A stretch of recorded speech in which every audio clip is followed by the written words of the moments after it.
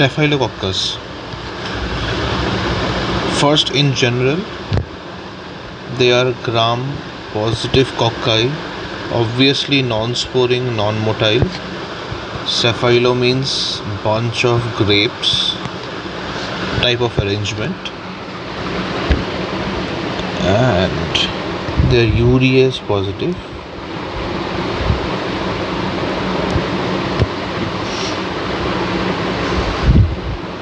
They don't have capsule, that is true, but they do have a slime layer around them.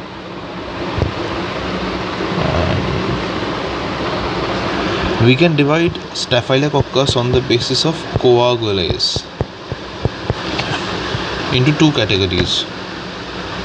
First is coagulase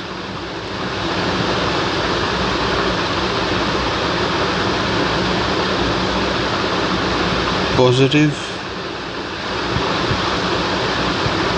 Staphylococci, and next is coagulase negative Staphylococci.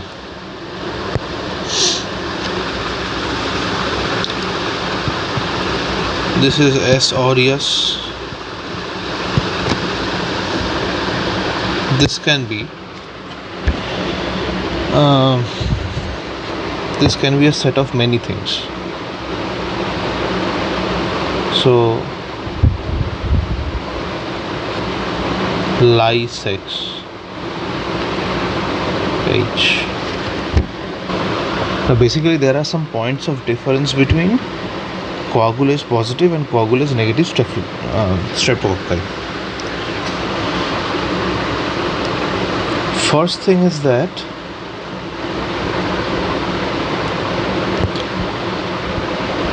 you see, these are hemolytic, okay, and completely hemolytic, as in beta hemolytic. These are non-hemolytic.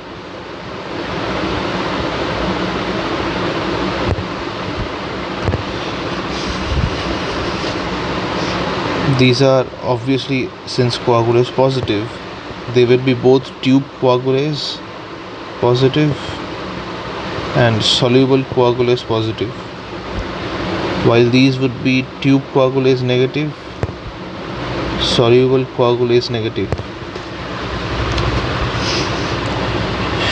I have seen usually that whenever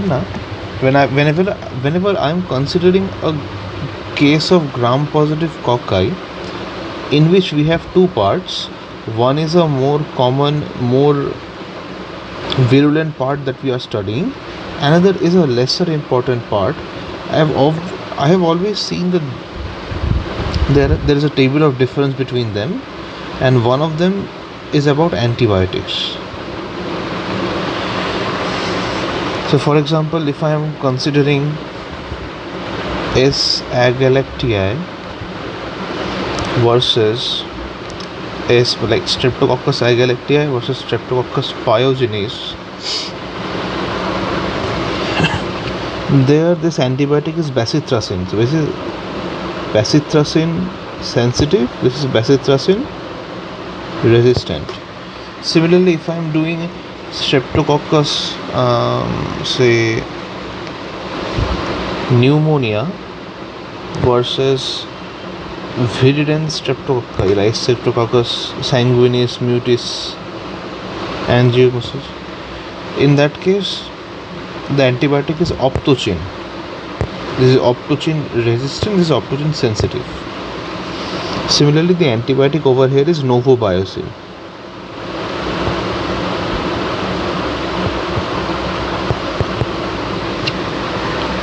These are mostly novobiocin sensitive. Actually, these are also novobiocin, like these are resistant, but I will tell you which one of them are resistant later. Okay, basically these two are resistant. Anyways, okay, what else? Oh yes, pigment production. These are non-pigmented and these are pigmented. So basically due to the pigment only this is called aureus, na? Okay, these are the basic differences, but there are some exceptions. First, what are these? Intermedius lugdiensis, Saprophyticus, Xylosus, Hemolysis, and E for epidermidis.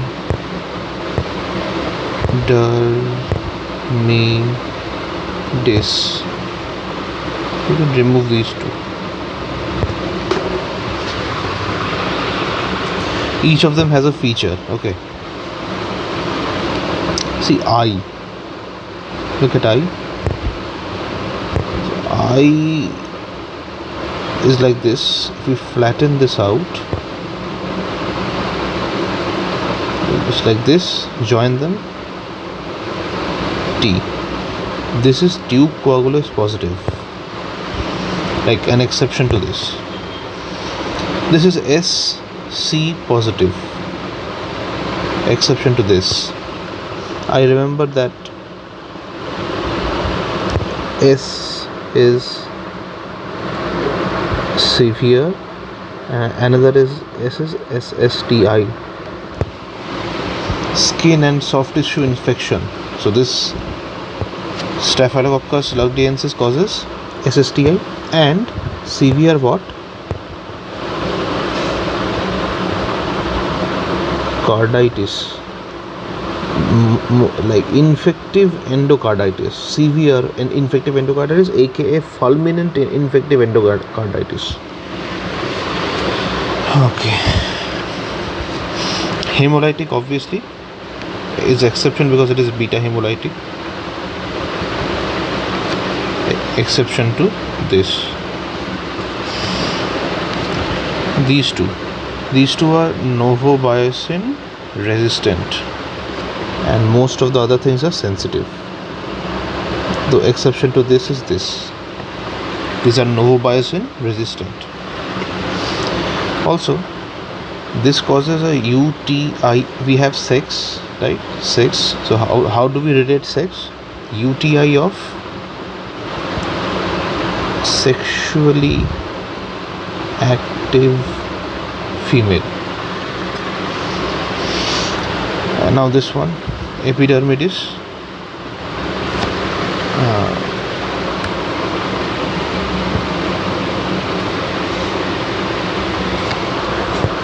I remember it like this. This is skin and soft tissue infection. Second most common of SSTI and surgical site infection. I for IV channel infections. EP can be early PVE. D I have remembered as DALA, which is like it is sensitive to vancomycin because vancomycin affects this DALA partner. That is why vancomycin resistance is like vancomycin resistance happens by replacing this DALA with DLAC. Okay, another I for implant. What implant? Orthopedic implants. And what is MRE?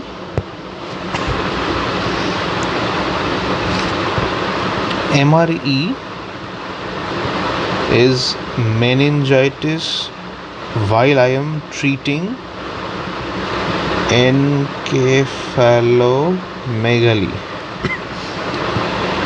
This is a mnemonic, but point is encephalomegaly, like hydrocephalus. When I'm treating it, suppose I'm treating a hydrocephalus with what? Ommaya reservoir. That Ummaya reservoir, if it is infected and causes meningitis, that will be caused by S. epidermis. Now quickly about the culture, just a few things. Now obviously about S. aureus. It has this staphyloxanthin which makes it yellow, and therefore we call it aureus. First of all, so yeah, there will be yellow colonies.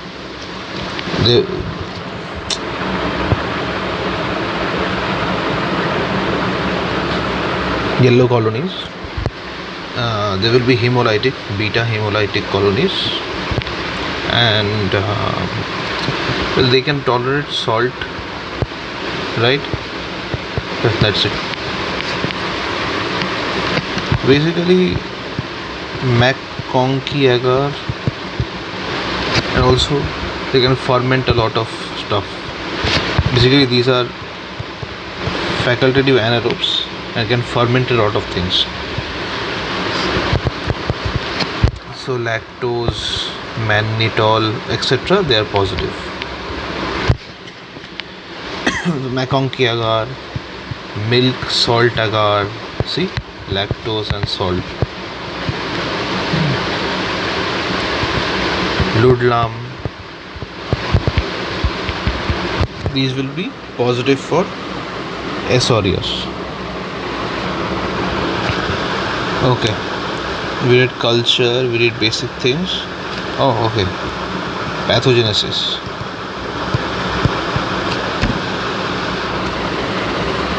So first things first, any bacteria, suppose this is a bacteria, S. aureus, it has to attach to its host. First it will send out long things which are called pili. These pili will move it forward. Once it has come forward, then its attachment will be mediated by two separate things. Like, one is a fibronectin binding protein, also called an adhesin. Another one over here is teichoic acid or lipoteichoic acid. The same thing in gram negative becomes lipopolysaccharide, but in gram positive we have LTA.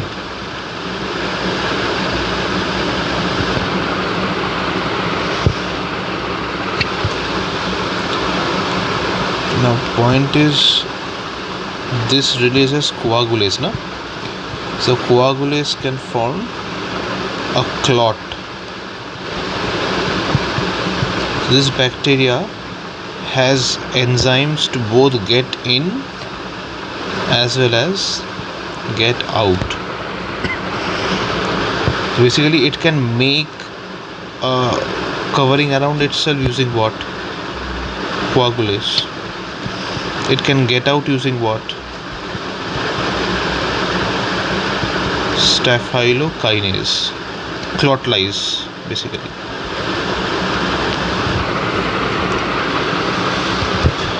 Every gram positive has this tendency to affect some Ig.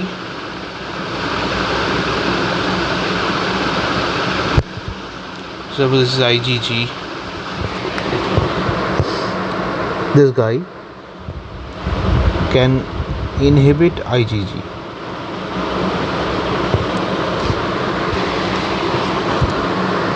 Just like if I had IgA, Streptococcus would release protease to break it down. Similarly for IgG, IgG can be inhibited by staph. And this is mediated by protein A. Protein A, which strain? Covan 1 strain, protein A. And clinically we use this protein A to check for soluble antigen aggregation tests. Okay.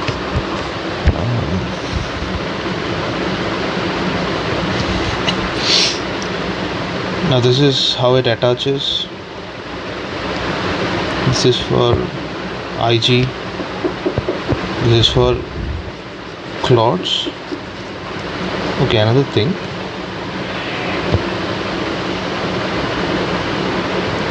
Suppose there is a neutrophil. A neutrophil can release two sets of things. One is its own DNA in the form of net. Net. Another can be H2O2, which will start a peroxide reaction and therefore form MPO. And this guy inhibits all steps. So this can inhibit DNA with DNase. This can inhibit H2O2 with catalase. Oh, and one more thing.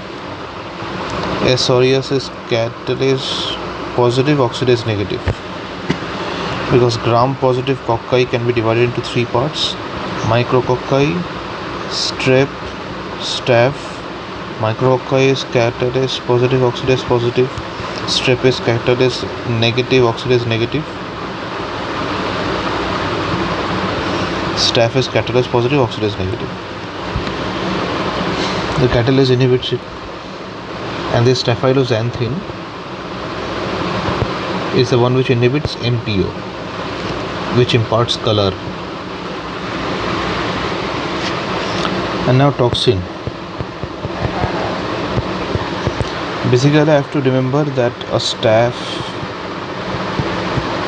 can kill me, peel me, or immune me.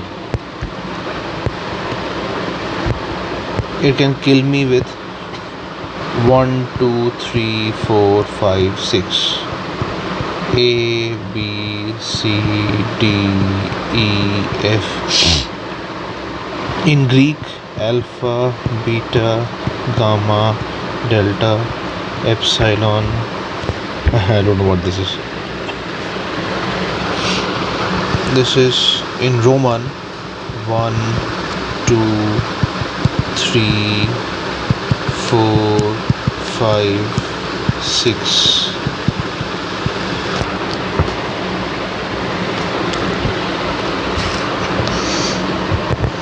Pair alternatively, so alpha pairs with gamma, pairs with basically E, so this one.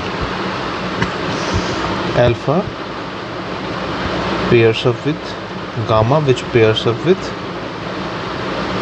E, which is V. Then beta pairs up with delta, which pairs up with S. Beta, delta, S. What is this? Alpha toxin, gamma toxin, and PVL toxin. Beta toxin, delta toxin, and PST toxin, phenol soluble toxin.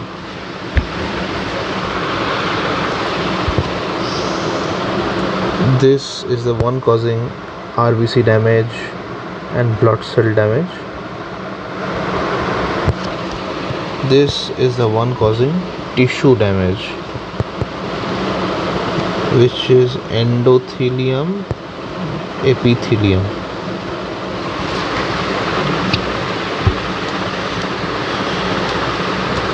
Okay.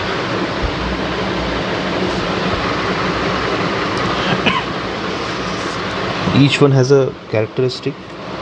These are two toxins working together, so they are synergy hymerotrophic toxins. They are basically beta barrels. Beta barrels form pore which kill cell, and each of them have a specific feature.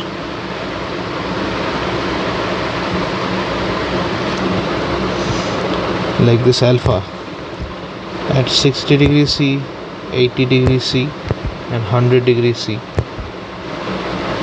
At 60 degrees C it is inactive, at 80 active, 100 inactive. Beta activity starts at 37 degrees C and ends at 4 degrees C. And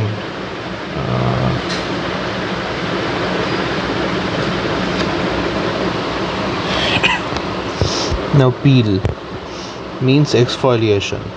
So exfoliative toxin, they affect desmoglein 1. Where is desmoglein 1? Superficially. If this is epidermis, dermis and hypodermis, somewhere over here will be desmoglein 1. So the break will be over here. So superficial blister. This is called superficial blister, which when comes off is almost similar to peeling. This will cause Staphylococcus scalded scale syndrome or a Ritter disease in newborns.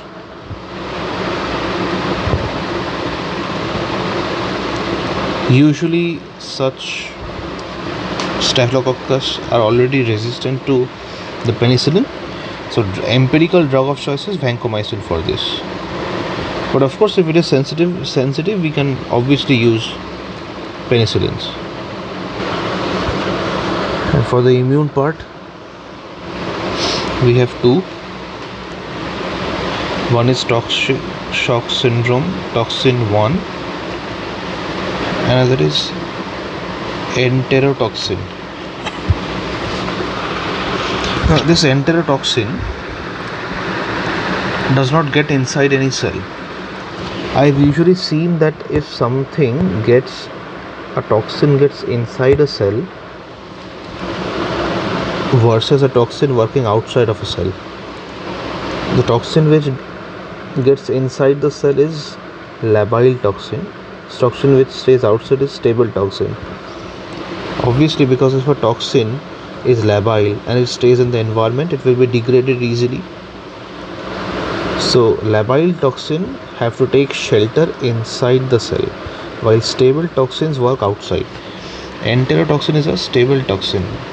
I can heat it at for 30 minutes at 100 degrees C, but it is a stable toxin. If it is stable toxin, its mechanism of action will not have any intracellular component. It is completely extracellular. So it goes and attaches and stimulates vagus. Vagus stimulation causes diarrhea and vomiting. Where do we have it? In bread. Leftover bread infected with S. aureus can leave enterotoxins.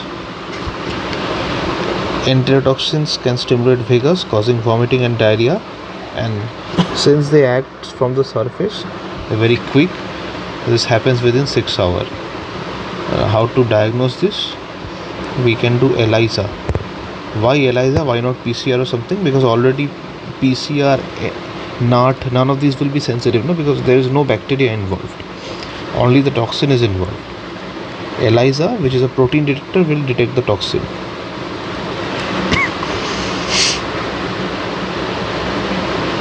And last is toxic shock syndrome.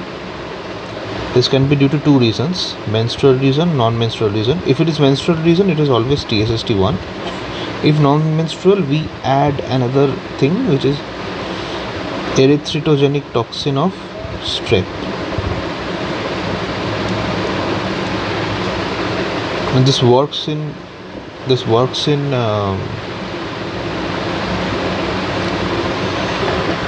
inside the cell. And suppose there is a bacteria which is producing toxin. See, if I directly kill the bacteria, this toxin has not been addressed, first of all. Secondly, any stored toxin will also be released, and therefore even if I kill the bacteria, the high number of toxin will cause more damage. So I have to both give a cidal drug and a protein inhibitory drug. For this case, that protein inhibitory drug is Clinda. The cidal drug is as usual any oxacillin derivative,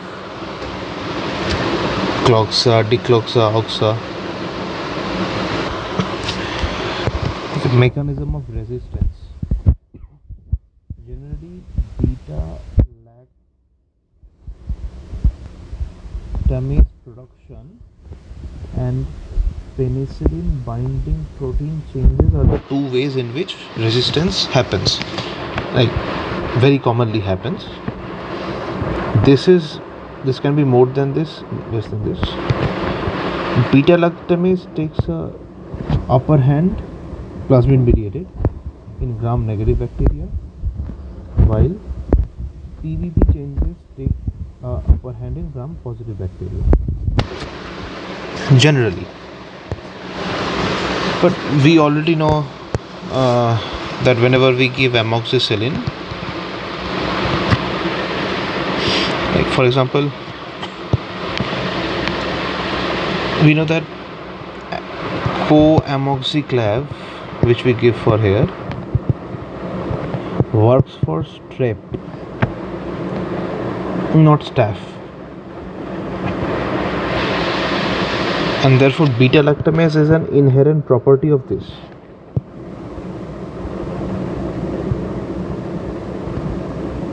So S aureus is an exception, as in beta-lactamase is the main mechanism of resistance for S aureus. Like beta-lactamase production is main for gram-negative, PVP changes are main for gram-positive, but S aureus is an exception. That is it. The most common way is beta-lactamase, number 1. Now number 2. Suppose I have an S aureus, right? If I give methicillin, it will be sensitive. But if this guy changes its PVP, which is its second mechanism, main mechanism, then it will become MRSA, and my only help there is vancomycin. What vancomycin does is, we form DLA, and this thing inhibits it. Now bacteria can react to it in two ways. First of all, it can increase the amount of DLA. Then what will happen? Suppose I need, a bacteria needs say 2 units of DLA, and my vanco comes in and inhibits this. In turn, the bacteria now produces 20 units of DLA. This vanco can inhibit only 2, rest 18 units are there for physiological purpose of the bacteria, which is increasing cell wall. So this type of resistance is called vancomycin intermediate Staphylococcus aureus, and obviously our response would be to increase the vancomycin. But eventually the main mechanism sets in, which is DLA is changed to DLA-DLAC. Now vanco cannot act, and this is called VRSA. The only two hopes in VRSA are linezolid and daptomycin.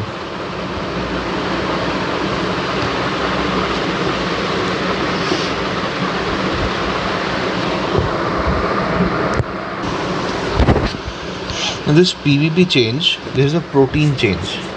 No protein change happens magically.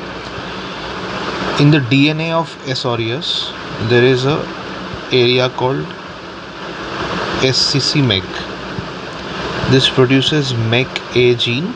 This has MEC-A gene which makes these changes. So how to detect MRSA? One is I detect a changed PVP. using ELISA or Western blot or whatever. I can check this specific DNA sequence is present or not using PCR. And other methods are ABCD. A, B, C, D. D for disk diffusion, which is based on zone of inhibition method. A new method called Chrome-Agar, and a agar or a broth which uses dilution principle.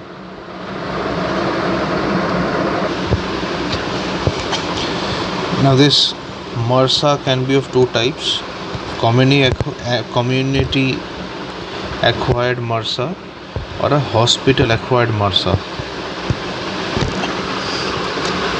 Community acquired MRSA, if something is spreading in community, that means it has a high virulence. Why? Because what is virulence? It is the ability to spread from one person to another. It has to be high to spread in a community. In a hospital is a closed space. It may cause very severe reaction in hospital, but it won't spread as much unless its virulence is high. So virulence is low. Obviously this is more severe. This is a bit moderate. This is multi-drug resistant. Obviously this is not multi-drug resistant. And interestingly, for some reason I still don't understand, if I compare PVL toxin, I was expecting this to have more PVL toxin because it is obviously hospital acquired, so it should be more toxic. It may not have more virulence, but definitely is more very toxic. Sadly, PVL is low over here and high over here.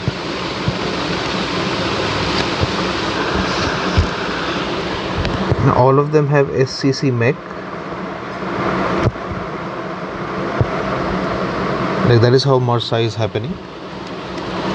There are two types of it: 1, 2, and 3. So if I arrange 1, 1, 2, 1, 2, 3, all of them are parts of H, so hospital, whereas obviously 4 and 5 are parts of community acquired. Just a few facts. There is a cephalosporin, ceftabiprole or something, BP. So this is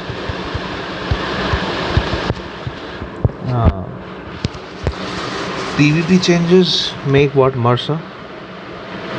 So one of the drugs which acts in MRSA is ceftabiprole or MRSA 2.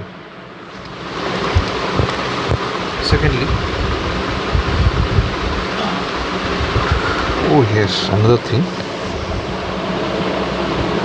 I forgot to mention.